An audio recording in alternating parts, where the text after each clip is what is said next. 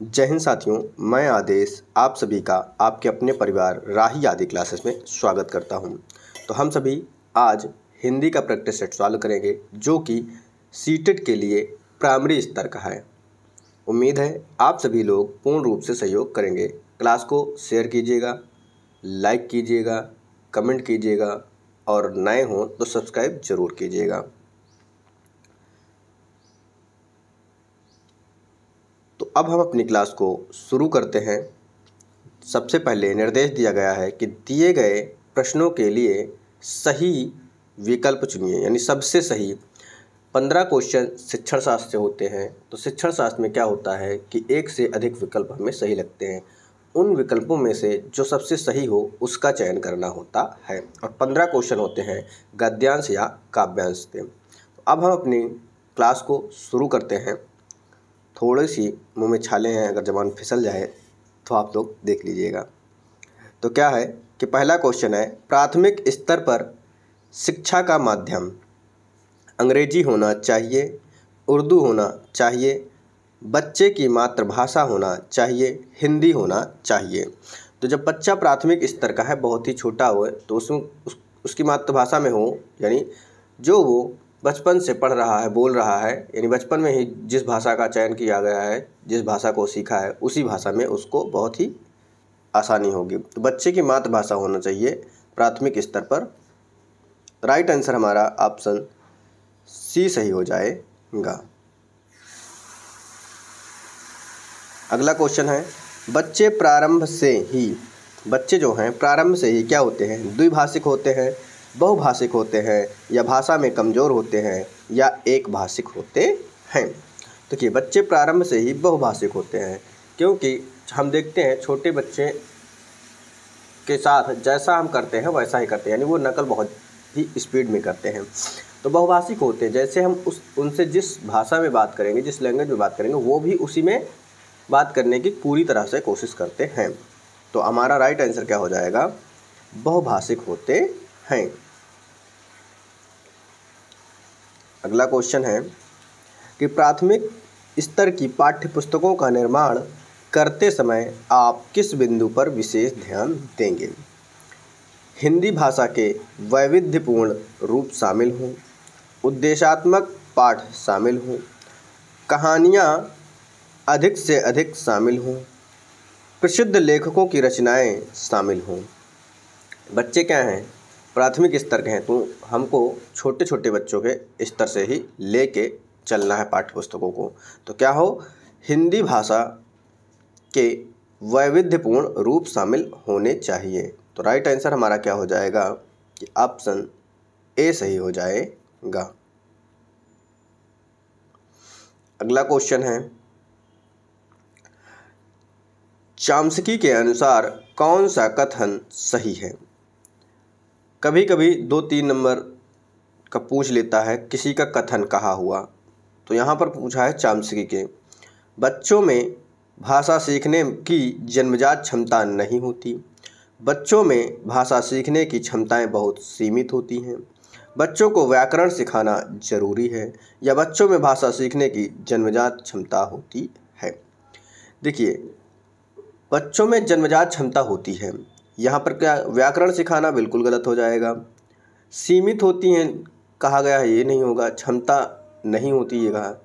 तो right answer हमारा क्या हो गया कि बच्चों में सीखने की क्षमता जन्मजात होती है। क्या? जन्मजात होती है। तो राइट आंसर हमारा ऑप्शन डी सही हो जाएगा।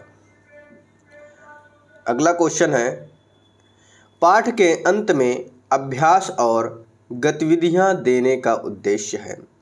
जैसे हम कोई पाठ पढ़ते हैं तो उसके बाद में अभ्यास के लिए क्वेश्चन आंसर दिया जाता है, तो वह उसका उद्देश्य क्या होता है यह पूछा जा रहा है। बच्चों को व्यस्त रखने हेतु गतिविधियां। देखिए, बच्चों को व्यस्त रखने के लिए होता है, ये बिल्कुल गलत है। बच्चों को याद करने हेतु सामग्री उपलब्ध करने में, याद करना बिल्कुल गलत हो जाएगा, यानी बी भी गलत है। गृह कार्य की सामग्री जुटाना, यह भी गलत है। बच्चों को अभिव्यक्ति के अवसर देना, यानी जब उन्हें हम होमवर्क देते हैं या काम देते हैं या पाठ्य पुस्तक के अंत में जो अभ्यास दिया जाता है उनको गतिविधि कहते हैं। यानी बच्चा जब करेगा वहाँ तो सीखेगा, गलतियाँ करेगा उसको बताया जाएगा, सुधार करेगा तो क्या होगा, अभिव्यक्ति करने के लिए अवसर दिया जाता है। तो राइट आंसर ऑप्शन डी हमारा सही हो जाएगा। अब आता है अगला क्वेश्चन, भाषा अर्जित करने की प्रक्रिया में किसका महत्व सर्वाधिक है। भाषा अर्जित करने की प्रक्रिया में पूछा जा रहा है, तो भाषा प्रयोगशाला का, पाठ्य पुस्तक का, समाज का या भाषा कक्षा का। तो यहाँ भाषा अर्जित करने के लिए समाज का होता है। किसका? समाज का।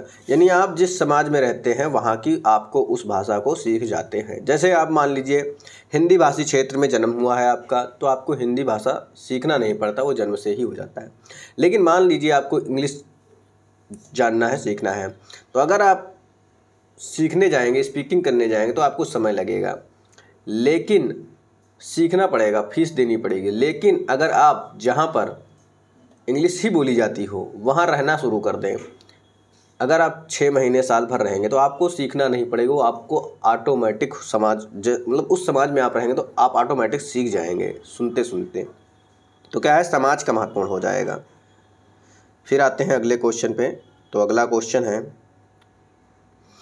एक समावेशी कक्षा में भाषा शिक्षक को किस बिंदु का सबसे अधिक ध्यान रखना चाहिए। कक्षा कैसी है? समावेशी कक्षा है।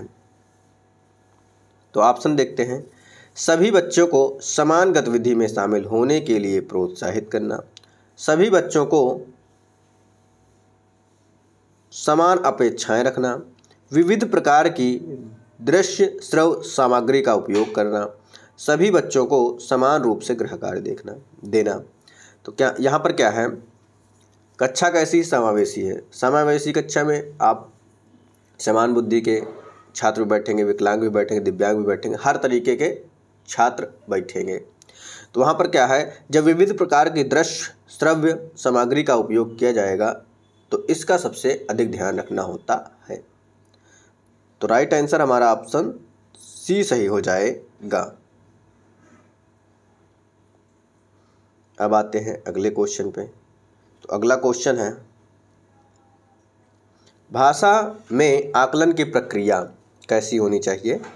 सीखने सिखाने के दौरान भी चलती है, केवल बच्चों का निष्पादन जानने के लिए होती है। देखिए जैसे केवल, याद करना, ये सब निगेटिव वर्ड होते हैं, यानी ये जैसे ही आ जाएगा किसी ऑप्शन में तो क्या हो जाएगा, गलत हो जाएगा। तो केवल शिक्षा का निष्पादन जानने के लिए होती है, पाठ के अंत में दिए अभ्यासों के माध्यम से होती है। तो यहाँ पर क्या हो जाएगा, भाषा में आकलन की प्रक्रिया पूछा जा रहा है तो सीखने सिखाने के दौरान भी चलती है। तो राइट आंसर हमारा ऑप्शन ए जो है पूर्ण रूप से सही हो जाएगा। अगला क्वेश्चन है, पढ़ना सीखने की प्रक्रिया में किसकी भूमिका सर्वाधिक महत्वपूर्ण है? बाल साहित्य के सार्थक प्रयोग की, पाठ्य पुस्तक की, भाषा परीक्षाओं की, भाषा प्रयोगशाला की। तो क्या है, पढ़ना सीखने की प्रक्रिया में तो बाल साहित्य के सार्थक प्रयोग की हमारा सबसे महत्वपूर्ण हो जाएगा। यानी क्वेश्चन का राइट आंसर ऑप्शन ए सही हो जाएगा। अगला क्वेश्चन देखते हैं, प्राथमिक स्तर पर भाषा शिक्षण का उद्देश्य यह है कि, प्राथमिक स्तर की बात हो रही है, बच्चे भाषा परीक्षा में सदैव अंक लाएं, बच्चे विभिन्न स्थितियों में भाषा का प्रभावी प्रयोग कर सकें, बच्चे भाषा के बच्चे भाषा के व्याकरण को जान सकें, बच्चे मानक भाषा का प्रयोग करना जल्दी सीख जाएं। तो क्या हो जाएगा, बच्चे विभिन्न स्थितियों में भाषा का प्रभावी प्रयोग कर सकें। तो राइट आंसर हमारा ऑप्शन बी सही हो जाएगा।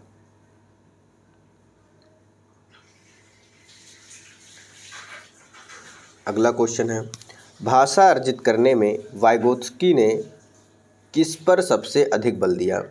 भाषा अर्जित करने के लिए पूछ रहा है, समाज में होने वाले भाषा प्रयोगों पर, परिवार में बोली जाने वाली भाषा पर, कक्षा में बोली जाने वाली भाषा पर या भाषा की पाठ्य पुस्तक पर। तो वाइगोत्स्की ने क्या कहा है, समाज से संबंधित कहते हैं, तो समाज में होने वाले भाषा प्रयोग पर हो जाएगा। अगला क्वेश्चन है, बच्चे की भाषा का आकलन करने के लिए सबसे उचित तरीका है। बच्चे की भाषा का आकलन करना है तो वहाँ पर सबसे उचित तरीका क्या होगा, यह हमें जानना है। बच्चों के भाषा प्रयोग का अवलोकन करना, बच्चों से किताब पढ़वाना या बच्चों से परियोजना कार्य करवाना या बच्चों की लिखित परीक्षा लेना। तो क्या है राइट आंसर, क्या हो जाएगा, किताब पढ़वाना, लिखित परीक्षा लेना, यह सब नहीं होगा। क्या होगा, बच्चों के भाषा प्रयोग का अवलोकन करना हमारा राइट आंसर हो जाएगा, यानी ऑप्शन ए हमारा सही हो जाएगा। आगे देखेंगे,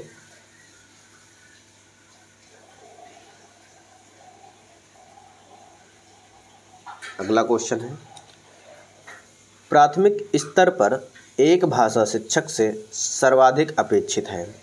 बच्चों को मानक भाषा का प्रयोग करना सिखाना, कक्षा के बाहर बच्चों को भाषा प्रयोग के लिए प्रोत्साहित करना, बच्चों की निरंतर परीक्षाएं लेना, पाठ्यपुस्तक में दी गई सभी कहानी कविताओं को कंठस्थ कराना।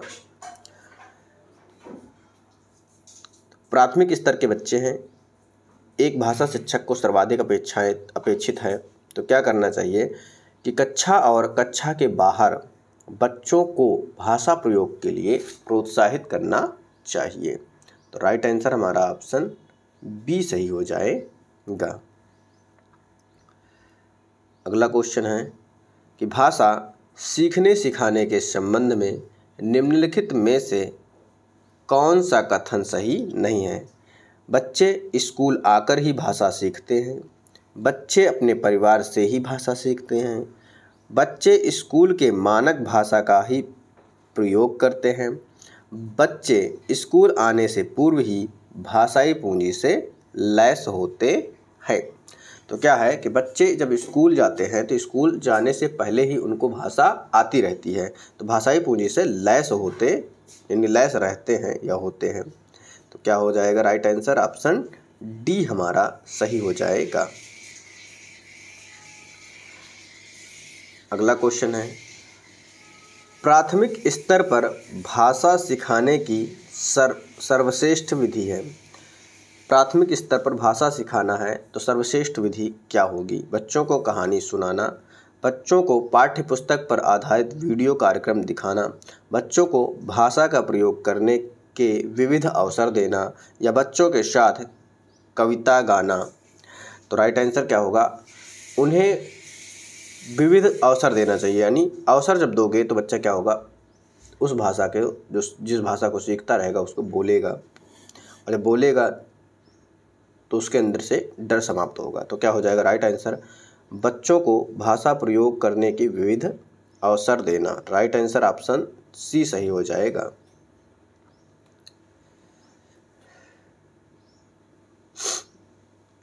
अब है गद्यांश को पढ़कर निम्नलिखित प्रश्नों, यानी प्रश्न संख्या क्या है 106 से 114 के में सबसे उचित विकल्प चुनिए। तो उम्मीद है आप सभी भी इस गद्यांश को पढ़िएगा। गद्यांश क्या है कि गुलजार जी क्या लिखते समय पाठ आपके चिंतन में होते हैं। देखिए, जब मैं लिखता हूँ मेरे ज़हन में मैं होता हूँ, मैं पहले यही तय करता हूँ, बात मुझे अपनी कहानी होती है। पाठक को सामने रखकर लिखने का कोई मतलब नहीं होता। दूसरी महत्वपूर्ण बात मैं महसूस करता हूँ वह यह है कि कम्युनिकेशन, अपनी बात को पाठक तक पहुँचाना, आर्ट ऑफ कम्युनिकेशन। हाँ, मैं अपने लेखन को इस कसौटी पर रखता हूँ। मीडिया से जुड़े होने के कारण कहने के तरीके को लेकर मैं सोचता अवश्य हूँ, विषय मेरे होते हैं, मेरी बात सही है या नहीं। आप अपनी ग्रोथ के साथ एक अहाता बनाते चलते हैं।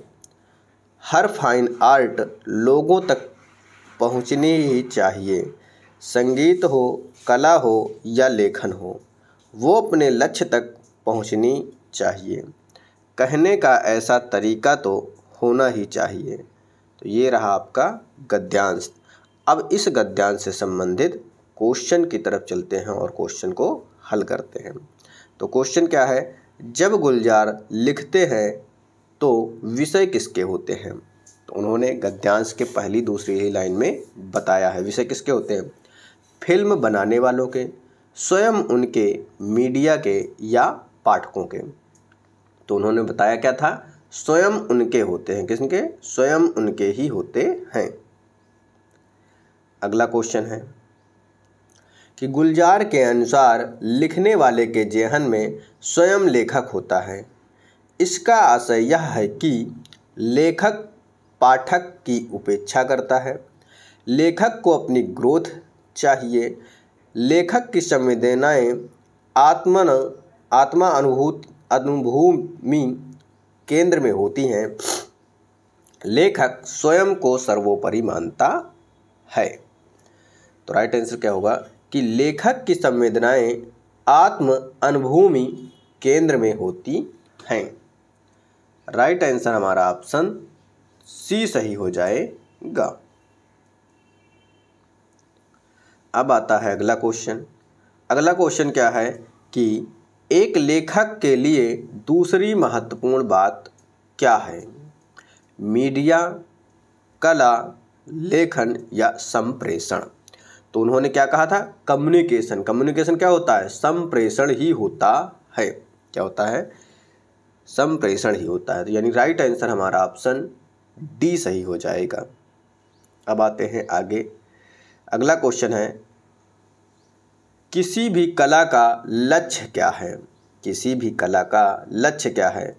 लोगों तक वह बात पहुँचे, मीडिया द्वारा सराहा जाए, सरल भाषा का प्रयोग करना या वह सुंदर तरीके से कही गई हो। तो ये आपके चार ऑप्शन हैं।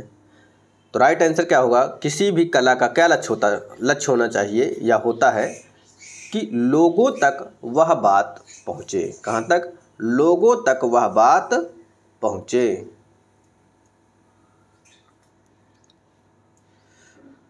अगला क्वेश्चन है,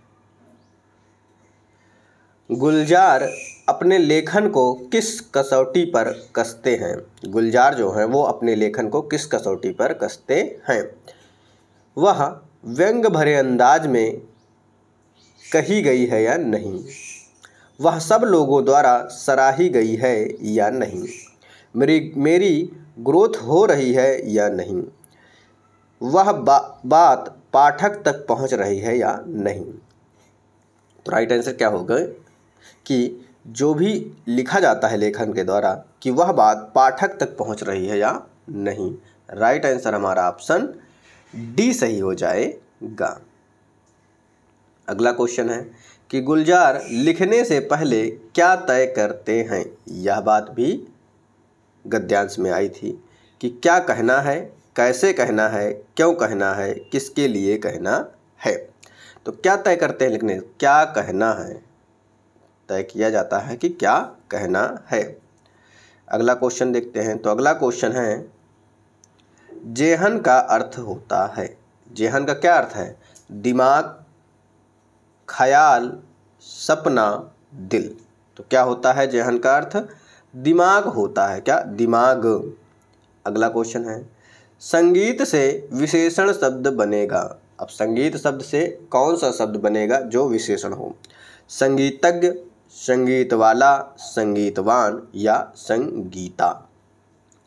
तो संगीत से संगीतज्ञ बन जाएगा। क्या, संगीतज्ञ बन जाएगा और ये हमारा विशेषण शब्द होता है। अगला क्वेश्चन है, अगला क्वेश्चन है कि कहने का ऐसा तरीका तो होना ही चाहिए। वाक्य में निपात शब्द हैं। कहने का ऐसा तरीका तो होना ही चाहिए। तो क्या हो जाएगा, तो का ही ऐसा, तो ही ऐसा तो। राइट आंसर क्या हो जाएगा, तो और ही निपात होते हैं। क्या, तो और ही निपात है। निपात क्या होता है कि किसी भी बात को जोड़ देना, क्या जोड़ देना होता है। अब देखते हैं आगे। आगे आपको एक काव्यांश दिया गया है, कविता दी गई है। इस काव्यांश को हम सभी को पढ़ना है। निर्देश क्या है कि कविता को पढ़कर निम्नलिखित प्रश्नों के सबसे उचित विकल्प चुनिए। 115 से 120 तक के क्वेश्चनों को। क्या है, जब नहीं था इंसान, धरती पर थे जंगल, जंगली जानवर परिंदे, इन्हीं सबके बीच उतरा इंसान, और घटने लगे जंगल, जंगली जानवर परिंदे इंसान, बढ़ने लगा बेतहाशा, अब कहाँ जाते जंगल, जंगली जानवर परिंदे, प्रकृति किसी के साथ नहीं करती नाइंसाफ़ी, सभी के लिए बनती है जगह, सो अब इंसान के भीतर उतरने लगे हैं जंगल, जंगली जानवर और परिंदे। तो ये रही आपकी कविता या काव्यांश। अब इस काव्यांश से संबंधित आपको प्रश्न पूछे जाएंगे। तो पहला प्रश्न क्या है कि इंसान, धरती पर इंसान के आने के बाद क्या हुआ। जानवर घटने लगे, पक्षी घटने लगे, जंगल घटने लगे, या उपर्युक्त सभी। तो राइट क्या होगा कि इंसान के आने पर जानवर, पक्षी, जंगल सभी घटने लगे। तो राइट आंसर क्या हो जाएगा, उपर्युक्त सभी। अगला क्वेश्चन है, इंसान बढ़ने लगा बेतहाशा का भाव क्या है। इंसान खूब तेज भागने लगा, इंसान खूब बड़ा होने लगा, इंसान अपने पैरों पर चलने लगा, इंसान खूब तरक्की करने लगा। तो क्या हो जाएगा कि इंसान खूब तरक्की करने लगा। Right answer option D. अब आते हैं अगले क्वेश्चन पे। तो अगला क्वेश्चन है, प्रकृति किसके प्रति नाइंसाफ़ी नहीं करती। पशु पक्षियों के प्रति, इंसानों के प्रति, जंगलों के प्रति, या उपर्युक्त सभी के प्रति। जो प्रकृति होती है वो नाइंसाफ़ी किसी के साथ नहीं करती, इंसाफ ही करती है। तो राइट आंसर क्या हो जाएगा, उपर्युक्त सभी के प्रति। अगला क्वेश्चन है, कविता के अंत में क्या व्यंग्य किया गया है। इंसानों में अब इंसानियत खत्म हो गई है, इंसानों के भीतर जंगल की तरह पेड़ उग आए हैं, इंसानों में जंगल उगाना, इंसानों ने जंगल उगाना शुरू कर दिया है, प्रकृति ने इंसानों के प्रति नाइंसाफ़ी की है। तो राइट आंसर क्या होगा कि कविता के अंत में जो व्यंग्य किया गया है कि इंसानों में अब इंसानियत खत्म हो गई है। तो राइट आंसर ऑप्शन ए हमारा सही हो जाएगा।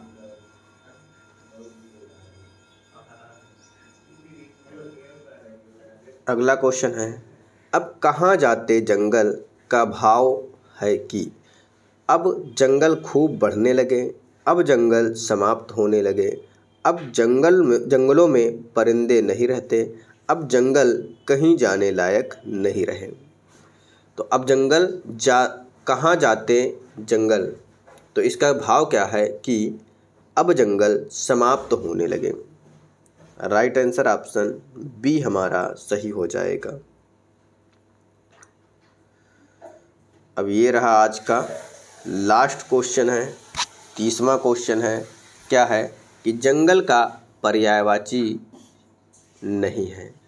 तो जंगल का पर्यायवाची वन होता है, कानन होता है, अरण्य होता है, लेकिन बगीचा शब्द जंगल का पर्यायवाची नहीं होता है, और हमसे पूछा जा रहा है पर्यायवाची नहीं है, तो राइट आंसर हमारा ऑप्शन डी सही हो जाएगा।